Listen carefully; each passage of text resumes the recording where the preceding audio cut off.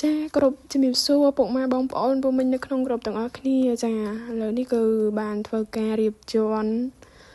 គឺដាក់ច្រកថងឲ្យហើយសម្រាប់ពុកម៉ែបងប្អូនដែលបានចែកជាវជាមួយនឹងអាឋានរូបលឹងហើយនិងអាឋានស្នេហ៍ណាចាអញ្ចឹងនៅពេលដែលលោកគ្រូប្រសិទ្ធិរៀបចំឲ្យអស់គឺដាក់ផ្ញើទៅឲ្យហ្មងចាអញ្ចឹងគឺលោកគ្រូធ្វើការរៀបចំឲ្យអស់ហើយនៅចាំតែពេលប្រសិទ្ធិទេដោយលោកគ្រូបានផុស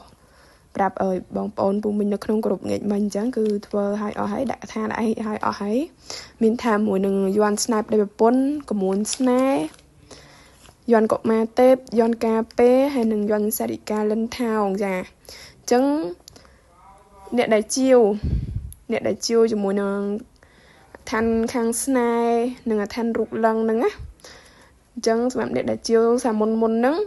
ធ្វើការតាក់ទងមកម្ដងទៀតមកដើម្បីខ្ញុំមើលឈ្មោះឲ្យហើយប្រាប់លោកគ្រូថាចំនួនអ្នកជាវប្រហែលកាលឲ្យបងប្អូនខ្លះគាត់ចែកជាវហើយតែ